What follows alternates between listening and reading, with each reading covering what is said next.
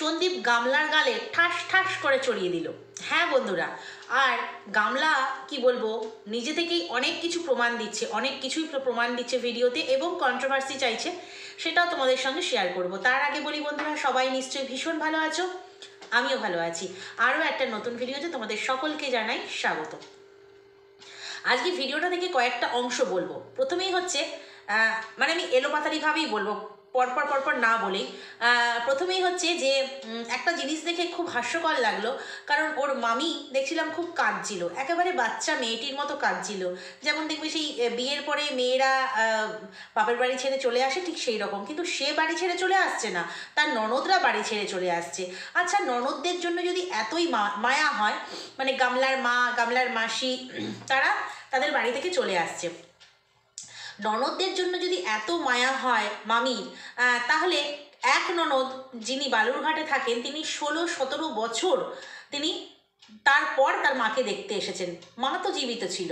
অনেক জায়গায় শুনেছি, এটা শোনা কথা, যদিও এটা খুব খারাপ জিনিস, অনেক জায়গায় শুনেছি যে মা বাবা গত হলে পরে ভাই বোনের সম্পর্ক অনেকটা নষ্ট হয়ে যায়। অনেক ভাই বোনই আর সেভাবে বাপের বাড়িতে আসে না, 9 মাসে 6 মাসে আসে। কিন্তু যেখানে মা বর্তমান ছিল, এখন হয়তো তার মা নেই, সেই মেয়েটি কি করে এত বছর পর বাপের বাড়িতে আসে? তার ভাইয়ের বউ অর্থাৎ এই গামলার মামি যদি এতই তাকে ভালোবাসা দেয়, এতই তাদের মধ্যে বন্ডিং থাকে, এতই ননদ বৌদির মিল থাকে, তাহলে সেই মাসি কেন 16-17 বছর পর এসেছে? এমন যে আসলে পরে চিনতে পারবে না, তার ছেলেটি চিনতে পারবে না, সেই জন্য গামলা যেহেতু দেখেছিল, তো গামলা সেই জন্য ভোরবেলা নাইটি পরে 207 টাটা 207 গাড়িতে চড়ে সে কিন্তু চিনতে পারবে মাসিকে বলে সঙ্গে গিয়েছিল, আমরা বিগত ব্লগে দেখেছি। তাহলে এমন কি বন্ডিং, এমন কি নিজেদের মধ্যে ভালোবাসা, যেখানে এক ননদের জন্য কাঁদছে আরেক ননদ এত বছর সেই বাড়িতে পা রাখেনি? তাহলে বুঝতে পারছো অনেকটাই এখানে নাটক এবং মেকি। নাটক কেন বললাম, কিছুদিন আগে আমি ভিডিওতে বলেছিলাম যে ওর দাদা, মামাতো দাদা, যার নামে সন্দীপরা কেস করেছে আর কি, তো সেই মামাতো দাদা ওর ক্যামেরায় কিন্তু আসে না, কিন্তু আজকে দেখলে বেশি বেশি করে সেই মামাতো দাদাকে দেখাচ্ছে। তো কি ফ্যামিলি, বুঝতে পারছো? সবাই মিলে চলে গেছে কিনা চা খেতে স্টেশন ধারে সকাল সকাল।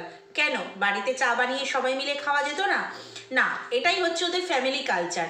সে নিজের বাড়িই বলো, মামার বাড়িই বলো, সবার বাড়িতেই। আর ঠিক সেই জন্যই কিন্তু শ্বশুর বাড়ির সঙ্গে ওর পট খায়নি, কারণ সন্দীপরা কিন্তু ওই রকম নয়। ঠিক এই কারণেই, কারণ কি বলবো, সমানে সমানে না হলে কিন্তু ঠিক পট খায় না, মানে মেলে না। তো ঠিক সেই কারণেই সন্দীপদের সঙ্গে ওর মানে আকাশ পাতাল তফাৎ, আর সেই কারণেই হয়তো ও মানিয়ে নিতে পারেনি। বেশ ভালো হতো যদি সন্দীপের মা বাবা ও সবাই মিলে নাইটি পরে রাস্তায়, মানে সবাই মিলে মানে মহিলারা সবাই মিলে নাইটি পরে নদীতে স্নান করতে যেতে পারতো। আর তারপরে যখন তখন বেরিয়ে গিয়ে চা খাওয়া, চায়ের দোকানে ঠেকে বসে আড্ডা মারা, এইগুলো যদি সন্দীপদের কালচারে হতো, তাহলে বউ বলতো একদম পারফেক্ট আমি শ্বশুরবাড়ি পেয়েছি। ঠিক সেই কারণেই শ্বশুরবাড়িটাও ভালো লাগেনি। তো দেখলাম মামার বাড়ি নিজের বাড়ি সবই এক ক্যাটাগরির, কারণ চা খেতে সকাল সকাল বাড়ির মহিলাদের দেখবে সকাল সকাল কাজ, মানে কাজের শেষ থাকে না, তাই না বলো না? তোমার আমার মতন মধ্যবিত্ত বাড়ির বউ, ওরা তো দেখে মধ্যবিত্তই মনে হয়, হাইফাই তো কিছু নয়, ভাব দেখায় অনেক কিছু। তো সেই সমস্ত মানুষ, মানে বাড়ির বউরা, ওর মামি পর্যন্ত কিনা চা খেতে চলে গেছে সকালবেলা একসঙ্গে। কারণ কি, চাটা নিয়ে এসে বাড়িতে খাওয়া যেত না? যদি ওই স্টেশনের কাছে দোকানে চা স্পেশাল বানায় বা বিশেষ কিছু বানায়, তো সেটা কিনে এনেও তো বাড়িতে খাওয়া যেত। মাটির খোঁড়াতে খেতে ইচ্ছে করলেও সেটাও কিন্তু পাওয়া যায়, কিন্তু তার জন্য চলে যেতে হয়েছে চা খেতে। এবং বলছে কি যে এখানে মর্নিং ওয়াক করলে ভুঁড়ি কমে যাবে। কেন ভুঁড়ির কথা বললো বুঝতে পারলে? কারণ সবাই, মানে সবাই, কারোর চোখ এড়িয়ে যায়নি, সবারই চোখ পড়েছে কিন্তু ওর পেটের দিকে, মানে গামলার পেটের দিকে। তো কি কারণে চোখ পড়েছে সেটা অলরেডি আমরা আগের ভিডিও থেকেও জেনে গেছো, আর সবাই অলরেডি কানাঘুষো থেকে জেনে গেছো। কিন্তু সেটাকে ভুঁড়ি বলে ও চালিয়ে দিতে চাইলো, ঠিক আজকের ভিডিওতেই বললো ভুঁড়ি। তো ঠিক আছে, আমরা মেনে নিলাম ভুঁড়ি। দেখা যাক ভুঁড়ি তোমার এই হেঁটে চা খেয়ে লাফালাফি করে ভুঁড়ি তোমার কমে কিনা। কি করে কমাবে ভাই ভুঁড়িটা? কারণ যে ওই ওভারব্রিজ দিয়ে উঠতে যাচ্ছিলো, যখন স্টেশনে উঠতে যাচ্ছিলো, ওর মা আগে আগে দৌড়চ্ছে, ওর মা তো নিশ্চয়ই ওর চাইতে বড়, স্বাভাবিক, ও যতই দিদি বলুক না কেন, দিদি হলেও বড়। কেন সবসময় শুনি দিদি দিদি বলে, দিদি দিদি, অমাবস্যা দিদি বলে, মাকে দিদি বলে, কি সুন্দর কালচার না, মাকে দিদি বলে সম্বোধন করে, বলবে, লোকে বলবে বন্ডিং, ওকে যারা ভালোবাসে তারা বলবে মা মেয়ের বন্ডিং। না না না না, ওই রকম বন্ডিং মনে হয় কোনো ভদ্র ফ্যামিলিতে থাকে না। মা মেয়ে মাকে বলবে এসো দিদি বসো, এরকম বলবে। মা মেয়ের সম্পর্ক জানি বন্ধুর মতো হয়, কিন্তু এখানে যেন কিরকম ছ্যাবলা মার্কা সম্পর্ক একটা। তো মা যেখানে যাই হোক ছুটে ছুটে যাচ্ছে, সেখানে মেয়ে বলছে হাঁপিয়ে যাচ্ছে। কেন? তোর বয়সটা তো খুব ছোট্ট, এতটাই ছোট্ট যে কথাগুলো এখনো ভালো করে বেরোয় না, আধো আধো কথাবার্তা বলিস। তাহলে সেখানে মাত্র 24 বছর বয়স, কিন্তু তোকে যদিও দেখে মনে হয় না, ক্যামেরা জুম করে খুব ভালো করে যখন দেখা যায়, তুই যখন সেজে গুজে থাকিস ঠিক আছে, কিন্তু যখন বাড়িতে নাইটি পরে কথা বলিস তখন ক্যামেরা জুম করলে বোঝা যায় বয়সটা কত। তো যাই হোক, তোর কথা অনুযায়ী মেনে নিলাম তো 24 বছর বয়স। এই বয়সের মেয়ে বা ছেলে তারা তো জাস্ট ছুটে বেড়াবে, উড়ে বেড়াবে। কেন ও ওভারব্রিজের ওইটুকু সিঁড়ি টপকাতেই হাঁপিয়ে যায়? কেন যেই জায়গায় বসে সেই জায়গাতেই ওর মায়ের কথা অনুযায়ী শিকড় গজিয়ে যায়? হ্যাঁ, তাহলে কি বুঝতে পারছো বন্ধুরা? তাহলে কি আমাদের কাছ থেকে বয়সটা লুকোচ্ছে, নাকি ও সত্যিই হাঁপিয়ে যাচ্ছে? কিন্তু কোন কারণে হাঁপিয়ে যাচ্ছে সেটাও কিন্তু এখন ভাববার বিষয়। তো 24 বছরের মেয়ে, আর সে তো রীতিমতো লেখাপড়া করবে ছুটে, মানে এই সময় অনেকে জব করে, তারা মানে ছুটে বেরিয়ে প্রত্যেক দিন ডেলি প্যাসেঞ্জারি করে। ও সামান্য ওভারব্রিজ টপকাতে হাঁপিয়ে যাচ্ছে। মানে কতখানি সুখে ছিল 5টা বছর। তার আগে কি ঘটেছে জানি না, তার আগে অবশ্যই সুখে ছিল। কারণ এখন যখন সুখে, বলতে এই কারণে বলছি, এখন যখন বাড়ির কোনো কাজ করতে হয় না, বাবা রেঁধে দেয়, মা মুখের সামনে বেড়ে দেয়, একেবারে আতুষি হয়ে বসে থাকে। আর তখন তো 18 পেরোয়নি, বিয়ে দিয়ে দিয়েছে, যাই হোক সেটা বিয়ে দেওয়ার অন্য কারণ, কিন্তু বিয়ে দিয়ে দিয়েছে, তখনও বোঝা যায় যে কিছুই কাজকর্ম করতো না। আর তারপরে যে 5টা বছর সে তো শাশুড়ি ছিল একেবারে অমায়িক, সেখানে শাশুড়িও কুটুটি নাড়তে যেত না, ওই টুকটাক ক্যামেরার সামনে ওই একটু সবজি কেটে দেওয়া, একটু হেল্প করে দেওয়া, সেইটুকুই করতো। নাহলে যদি কর্মঠ হতো তাহলে 5 বছরে অনেকটা চেঞ্জ হয়ে যায় মানুষ, 5 মাসে চেঞ্জ হয়ে যায় আর 5 বছর, তাই না? ওর মধ্যে কিন্তু কোনো চেঞ্জেস আসেনি, সেই আদরের দুলালিটি হয়ে রয়েছে। আর ঠিক সেই কারণেই একটু কাজ করলে, একটু হাঁটাচলা করলে, একটু বেশি অনেকক্ষণ কথা বললে ওর ভেতর থেকে হাঁপানি ওঠে। বাচ্চা মেয়ে তো অনেক চাপ পড়ে যাচ্ছে। এবারে আসি, যাই হোক ওটা দেখলাম, তো কান্নাকাটির পর্বও মিটলো। তারপরে দেখলাম ওরা বাড়ি চলে আসলো। তো বাড়ি চলে আসার পরে ওর মা খিচখিচ করছে, উফ, খিচখিচ করছে কার প্রতি? সেই মুক্তি কাকু। হ্যাঁ, আসল নামটা তোমরা জানো, আমি এখানে নাম বলবো না, মুক্তি কাকু। তো মুক্তি কাকু কাজকর্ম নেই, বেচারা রেঁধে বেড়ে ঘরের কাজকর্ম করে কদিন খাওয়া দাওয়া করেছে, কিন্তু তার মধ্যেও তার ঘরে বালি দেখতে পাচ্ছে, এ দেখতে পাচ্ছে, সে দেখতে পাচ্ছে, সেই জন্য তার মা খিচখিচ করছে। আচ্ছা, এই যে একটা পুরুষ মানুষ, সে সংসারের কাজ সেভাবে গুছিয়ে করতে পারে না, তবু সে সংসারের কাজ করছে, হ্যাঁ, এতটা কষ্ট করে থাকছে, কিন্তু আচ্ছা যায়নি কেন? মানে ওই শাশুড়ির শ্রাদ্ধ বলে কথা, শাশুড়ির শ্রাদ্ধে জামাই থাকবে না? মানে শাশুড়ির কাজ হবে, জামাই থাকবে না, বাড়ির জামাই, সেটা কেমন হয়? কিন্তু তোমরা কি লক্ষ্য করেছো যে ওরা বাড়ি ছেড়ে কিন্তু ফাঁকা বাড়িতে কিন্তু কখনো থাকে না, মানে বাড়ি ফাঁকা কখনো থাকে না, ফাঁকা বাড়িতে না, বাড়ি ফাঁকা কখনো রাখে না। কেন রাখে না তোমাদের মনে প্রশ্ন আসে যে বাড়ি ফাঁকা কেন ওরা রাখে না? আমার যেটা মনে হয়, আমি সঠিক নাও হতে পারি, তোমরা আমাকে বলবে। তোমরা এর আগেও দেখেছো যখন ওর দিদা মারা গেছে, রাত হতেও কিন্তু ও বাড়িতে চলে এসছে, বা মানে চলে এসেছে, আবার যখন খবর এসছে মারা গেছে, তখন কিন্তু ও বলছিল বাড়িতে, বলেছিল আমি একাই বাড়িতে আছি, বাবা চলে গেছে। যদিও একা ছিল না, সঙ্গে ওর কেউ একজন ছিল যে বাসনের আওয়াজ করছিল, ভেতর থেকে কলের আওয়াজ পাওয়া যাচ্ছিল, কেউ একজন ছিল, সেটা কে আমরা জানি। যাই হোক, ফাঁকা বাড়ি কখনো রাখে না কেন জানো? অনেক সোনাদানা বাড়িতে আছে, অনেক সোনাদানা বাড়িতে আছে, সেগুলো হচ্ছে অনেকেই তো এই এই সোশ্যাল মিডিয়ার মাধ্যমে, তারপরে তোমার এই সমস্ত কন্ট্রোভার্সি ক্রিয়েটারদের মাধ্যমে অনেকেই তো জানে, তাই না? ওদের পাশাপাশির লোকেরাও তো কন্ট্রোভার্সি ভিডিও দেখে, তো অনেকেই জেনে গেছে যে বাড়িতে সোনাদানা, অনেক দামি দামি জিনিসপত্র আছে, অনেক সোনাদানা আছে। ঠিক সেই কারণেই কিন্তু বাড়ি খালি কখনো রাখে না। দেখবে তোমরা লক্ষ্য করে, এটা মনে হয় আমার ধারণা, এবং ধারণাটা 99% ঠিক। দেখা গেছে কখনো একসঙ্গে সপরিবারে গেছে, মানে সন্দীপের বাড়ি থেকে চলে আসার পর, না, কেউ না কেউ বাড়িতে একজন রয়ে গেছে। যেভাবেই হোক রাত্রে এসে ফিরে পড়েছে। তো সেই কারণেই হয় কি শাশুড়ির বাড়ি যায়নি, নাকি জামাই সেভাবে মানে শাশুড়ির কাজে যায়নি, নাকি জামাই সেভাবে আদর পায় না, ঠিক সেই কারণে শাশুড়ির কাজে যায়নি। তো যাই হোক, বাড়িতে বউ এসে খিচির মিচির লাগিয়ে দিয়েছে। আসলে এই রকমই সম্পর্কটা এই রকমই। কারণ যতটা দেখানো যায় ক্যামেরাতে ততটা ভালো নয়। একে হচ্ছে বর কাজ সাসপেন্ড হয়ে গেছে, বরের কাজটি চলে গেছে জামাই পেটাতে গিয়ে। তো বর এখন ঘরে বসে থাকলে কোন মেয়েরই বা ভালো লাগে বলো? কাজ নেই, কম্ম নেই, ঘরে বসে থাকবে। আমরা দেখেছি ঘরে বসে থাকলেও অনেকটা এই অমাবস্যাকে অনেকটা হেল্প করে, রান্না করে দিয়ে, সবজি কেটে দিয়ে, কাঠের জ্বালন কেটে দিয়ে, অনেক চা বানিয়ে দিয়ে অনেক হেল্প করে। তো যাই হোক, এত কষ্ট করে ও শাশুড়ির কাজ যে গেল না, কষ্ট করে নিজে রান্নাবান্না কাজকর্ম সেরেছে, তবু তার মধ্যে ত্রুটি রয়েছে বলে বউ খ্যাচ খ্যাচ করছে। মেয়ে যাই হোক পাশে থেকেছে, মেয়ে বুঝেছে ব্যাপারটা। কারণ মেয়ে তো জানে যে এরকমভাবে কাজ করলেও চলে যেতে পারে, ঠিক আছে? ঠিক সেই কারণে মেয়ে সাপোর্ট করলো, কিন্তু বউ খিচখিচ করছে। তারপর খাওয়া দাওয়া সেরে এসে একদম পেট ভর্তি ফুলফিল খাওয়া দাওয়া করে এসে বসলো কিনা কন্ট্রোভার্সি করতে। কে বলে গো ও কন্ট্রোভার্সি চায় না? তোমরা অনেকেই বলো যে ও কন্ট্রোভার্সি চায় না, ও এমনি ব্লগ দেয়। এমনি ব্লগ দিলে কিরকম টাইটেল হতে পারে? আমি আজ ফিরে আসলাম, মামা বাড়ি থেকে ফিরে আসলাম, এরকম টাইটেল হতে পারতো।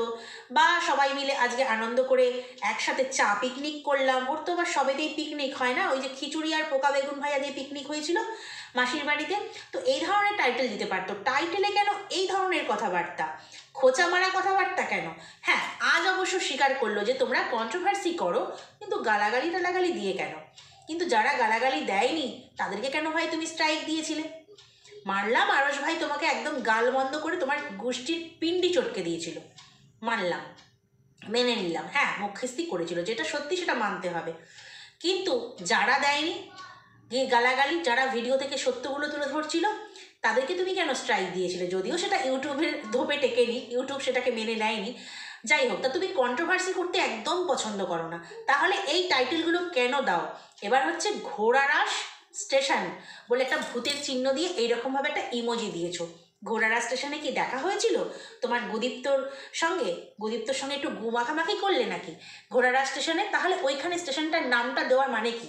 কারণ আরস ভাই কিন্তু সত্যটা উদ্ধার করেছিল যে ঘোড়ারা স্টেশনে কিন্তু গুদীপ্তর বাড়ি, যেখানে ঘোড়ারা স্টেশন থেকে হাসনাবাদ 4টে কি 5টা স্টেশন, সেখানে কিন্তু ওর ডেলি প্যাসেঞ্জারি করে ওইখানে একবার যায়, এখানে একবার থাকে। ঠিক সেই কারণেই কিন্তু ওর মুখটা বন্ধ করে দেওয়ার চেষ্টা করেছে, যেহেতু সব সত্যিগুলো বেরিয়ে আসছিল। তো এই ঘোড়ারা স্টেশনে কি এক ঝলক স্টেশনে এসে তোমাকে দেখা দিল তোমার গুদীপ্ত? ট্রেন থেকে টাটা বাই বাই হলো যে হ্যাঁ আমি চলে আসছি, এবার তোমার কাছে আসবো, সব কাজ মিটে গেছে, এই দিদার মারা যাওয়া হ্যানা ত্যানা নিয়ে খুব ব্যস্ত ছিলাম, তোমার কাছে আসতে পারিনি। আর ঠিক সেই কারণে কিন্তু তোমাদেরকে বলেছিলাম ওর গুদীপ্ত কিন্তু ইনস্টাগ্রামে খুব একটা স্যাড সং পোস্ট ছেড়েছিল আর কি, রিলস। তো এখন নিশ্চয়ই ঠিকঠাক হয়ে যাবে, তাই না? ঠিক সেই কারণে কিন্তু ও ঘোড়ারা স্টেশনটার নামটা কেন দিল? সেখানে তো কিছু হয়নি। হ্যাঁ, অবশ্য যখন স্টেশনটা ক্রস করছে তখন কিন্তু একবার বললো এটা ঘোড়ারাস স্টেশন, ঘোড়ারাস ঘোনা, স্টেশনটার নাম ঘোড়ারাস ঘোনা। তো ওই স্টেশনটার নাম কেন বললে? কি ওখান থেকে কিছু কিনলে, বা ওখান থেকে কিছু তোমরা ট্রেনে উঠলে? সেটাও তো না। তাহলে কেন বললে? বাকিটা আর বলতে পারলে না নাকি? বাকিটা আর বলতে পারলে না। এবার আসি হচ্ছে কন্ট্রোভার্সি বলছে চোখ লাল হয় না। আমার খুব ঘুম পেয়েছে কিন্তু আমার চোখ লাল হয় না। কাকে ঠুকলে সেটা গোটা ভিউয়ার্স, সমস্ত ক্রিয়েটার সবাই কিন্তু বুঝে গেছে তুমি কাকে ঠুকলে। হ্যাঁ, সন্দীপকে ঠুকলে। কারণ সন্দীপকে ঠুকলে কেন? সন্দীপকে ঠুকতে ভালো লাগে না? আর সন্দীপও তো তেমনি করে চাটি মেরে দেয়। ভালো লাগে সন্দীপের চাটিগুলো খেতে। কেমন বললো আজকে, যে বাচ্চা দুধ ছাড়তে পারেনি সেই বাচ্চার দুধ ছাড়ানো হয়নি, মা চলে গেছে। বাচ্চাকে দুধ খাইয়ে কী হবে? তার চাইতে অন্য কাউকে দুধ খাওয়ালে কাজে দেবে, সেই জন্য যে তুমি বেরিয়ে গেছো। তো বাচ্চার মুখের থেকে দুধ ছাড়িয়ে নিয়ে অন্য কাউকে দুধ খাওয়াচ্ছ।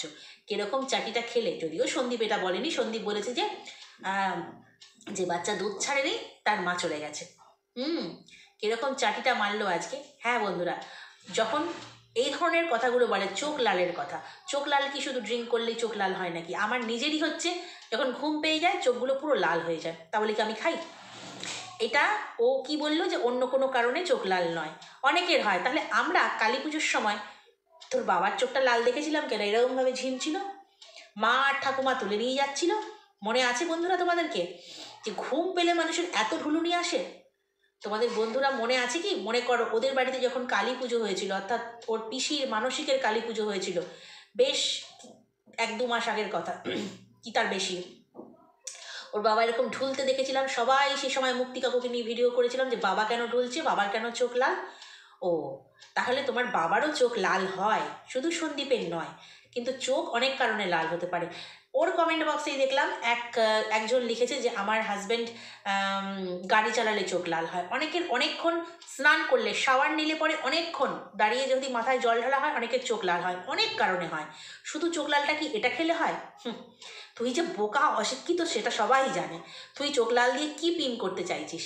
আর তার চাইতে বড় কথা হচ্ছে ও যে অশিক্ষিত, ও নিজেকে খুব শিক্ষিত মনে করে। সন্দীপ হচ্ছে ক্লাস 8 পাস।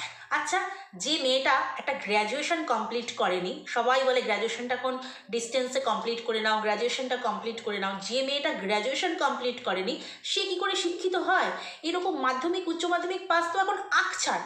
যে ঝালমুড়ি বানায়, যে রিক্সা চালায়, যে ছেলেটা ট্রলি চালায়, তারও মনে হয় এর চাইতে বেশি শিক্ষা আছে, ডিগ্রিগত শিক্ষা, আমি মানে পুঁথিগত শিক্ষা, যেটা কোনো আজকালকার দিনে পুঁথিগত শিক্ষা বা এই ডিগ্রিগুলো নিয়ে কেউ ধুয়ে জল খাবে না। আসল শিক্ষা হচ্ছে পারিবারিক শিক্ষা, যেটা ওর মধ্যে নেই। আসল শিক্ষা পারিবারিক শিক্ষা, মানুষের ব্যবহার, যেটা ওর মধ্যে কোনোটাই নেই। কিছুটা সে সন্দীপের কাছ থেকে হতে পারে, ও 8 পর্যন্ত পড়েছে, কিন্তু ওর মধ্যে যে শিক্ষাটা রয়েছে তার কি বলবো 1%ও তোর মধ্যে নেই। আবার ও নিজেকে উচ্চশিক্ষিত মনে করে। আসলে দালালের পাশে পাশে আছে না, দালাল দিদি তো শুনি MA BEd, ওর পাশে পাশে থেকে থেকে ওর মনে হচ্ছে আমিও গ্র্যাজুয়েট হয়ে গেছি, আর একটু এগোলে আমিও মাস্টার ডিগ্রিটা কমপ্লিট করে ফেলবো, এইরকম একটা ওর মানসিকতায় মানে জন্মায়। সেই জন্য নিজেকে বিরাট শিক্ষিত মনে করে, বিশাল কিছু একটা মনে করে, এই গামলামুখী আর কি। সামান্য উচ্চ মাধ্যমিকটা কমপ্লিট করেনি তখন বিয়ে হয়ে গেছে। তারপরে শুনেছিলাম ফার্স্ট ইয়ারে ভর্তি হয়েছিল, কিন্তু পড়াটা আর হয়নি। আরে ভাই, পরকিয়া করবে না পড়া করবে বলো দেখিনি? ও তো পরকিয়ায় মানে কি বলবো অনেক দিন ধরেই মেতে আছে, কারণ 2 মাসের সম্পর্কে বা 28 দিনের সম্পর্কে, শুনেছিলাম 28 দিন না 2 মাসের সম্পর্ক, অনেক জলঘোটালা হয়েছিল। তো সেইখানে কিন্তু কেউ ব্রাইড হুক খুলতে পারে না, কোনো প্রেমিক করতে পারে না। যাকে 5 বছরে বিশ্বাস করতে পারেনি তাকে 28 দিনে বিশ্বাস করলো অন্য একটা পুরুষকে, সেও পুরুষ মানুষ, সেও পুরুষ মানুষ। তো সেখানে আমার মনে হয় ওই পড়া ছেড়েছে আর পরকিয়া ধরেছে। সন্দীপ এতদিন পর টেরটি পেয়েছে। আর যদি টের না পেতো, না যদি বুঝতে পারতো, এই পরকিয়া আরও বেশ কিছু বছর সন্দীপের ঘরে থেকে, সন্দীপের খেয়ে, ওইখানে থেকে ও কিন্তু করতো। এটা সন্দীপ ধরে ফেলেছিল তাই। তো কেমন আজকে সন্দীপের চটটা খেলি, সন্দীপের চটটা 3rd পার্সেন, হ্যানা ত্যানা অনেক কিছু বলা হলো। হ্যাঁ, আর অনেকে ওকে উস্কাচ্ছে যে সন্দীপের চ্যানেলে স্ট্রাইক দাও, সেটা নিয়ে সন্দীপ যা বলার বলে দিয়েছে। এটা নিয়ে আমি আর কিছু বলবো না, সন্দীপ যা বলার বলে দিয়েছে। তো চলো বন্ধুরা, আজকের ভিডিওটা এইখানেই শেষ করি। নেক্সট ভিডিওতে তোমাদের সঙ্গে আবার কথা বলতে আসছি। কোথাও ভালো লাগলে লাইক, কমেন্ট, শেয়ার, সাবস্ক্রাইব করে দিও। চলো আজ আসি, টাটা।